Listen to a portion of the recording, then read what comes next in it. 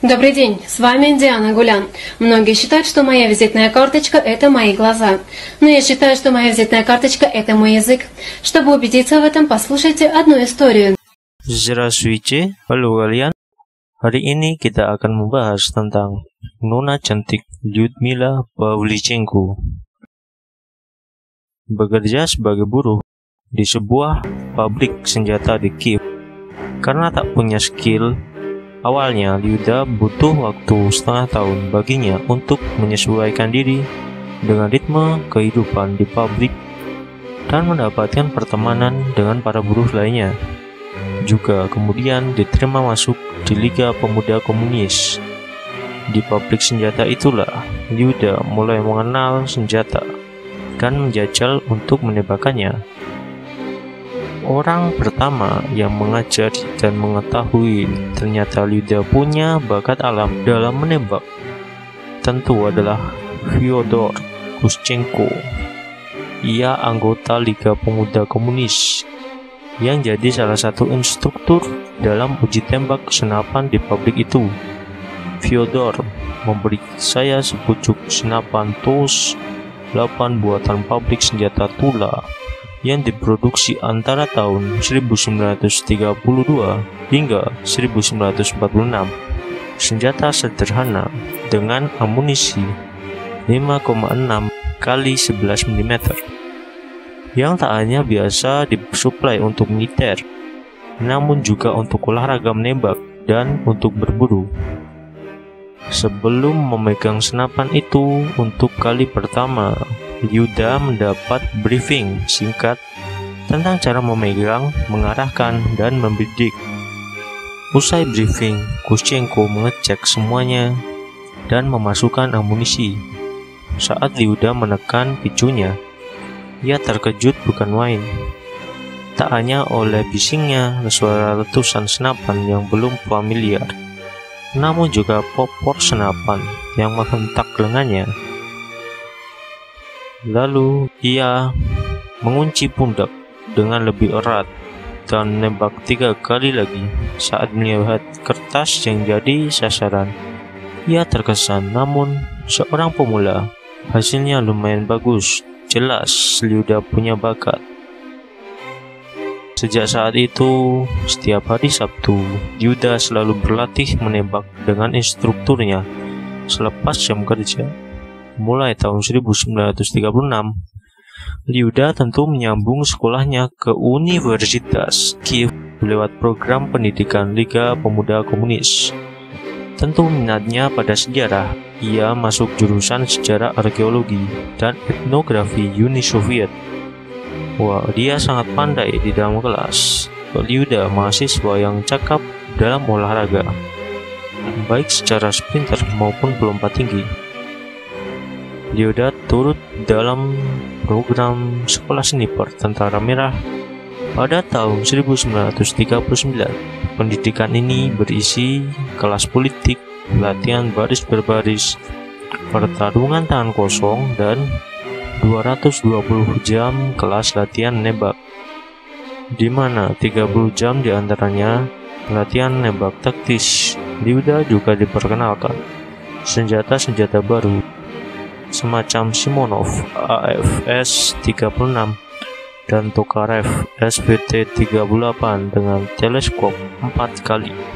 Namun ketika kuliahnya di Kiev menginjak tahun keempat, Jerman menginvasi Uni Soviet lewat Operasi Barbarossa. Pada bulan Juni tahun 1941, sebagai anggota Liga Komunis, Lyuda pun mengajukan diri masuk Tentara Merah. Ia bersikeras ingin sekali masuk infanteri dan menolak ditugaskan sebagai perawat. hanya karena ia seorang wanita cantik. Tetapi setelah masuk, ia menunjukkan surat-surat dan sertifikat sekolah menembaknya. Yuda akhirnya diizinkan masuk unit infanteri di Resimen Senapan ke-54 Stenka Razin, Divisi ke-25 Tentara Merah. Ia jadi salah satu di antara 2.000 kombatan perempuan yang diterima masuk ke infanteri. Namun karena minimnya pasokan senjata, Liuda pertama kali maju ke medan perang di front Odessa hanya dibekali sebutir granat di tangannya. Hingga Mei 1942, Yuda punya catatan konfirmasi skill sebanyak 309, walau diyakini angkanya lebih dari itu. Pada Agustus 1941, jadi momentum Yuda menewaskan musuh dengan senapannya. Kala itu, ia sedang memegang senapan turun dalam kubu pertahanan di sebuah bukit di Odessa. Mulanya ia hanya bertugas untuk mengintai dan hanya boleh menembak sesuai perintah atasnya. Ia melihat pasukan Rumania, sekutu Jerman Nazi, sedang menggali parit hanya berjarak 300 hingga 400 yard dari tempat persembunyiannya. Ia dilarang keras oleh komandan untuk menembak tanpa perintah. Lalu Yuda mengirim pesan, "Apakah boleh saya menembak?" Yuda terus menunggu dengan sabar, dan akhirnya komandan pun membalas, "Apa kau bisa mengenai mereka, wanita cantik?" Lalu ia menjawab, "Oh, tentu saja." Lalu komandan menjawab, "Kalau begitu tembaklah." Lalu Yuda menenangkan diri dan berhati-hati kala membidik dan tembak. Buah, sasaran pasukan Romania ditumbangkan, dan rekannya yang coba untuk menolong juga kena tembak. Sangat hebat sekali ya, mata elang. Pada Oktober 1941, Yuda dipindahkan ke Sevastopol. Di sini, pada pengepungan Sevastopol, Yuda mencetak kelegendarisannya hingga Mei 1942. Letnan Yuda yang berjuluk The Lady Death mencatatkan angka kill resmi sebanyak 309 nyawa. 36 diantaranya penembak runduk pasukan Axis. Yuda dijadikan alat propaganda kesayangan bapak kalian, Bapak Comrade Stalin, untuk menyuntik moral jutaan serdadu Soviet di berbagai front.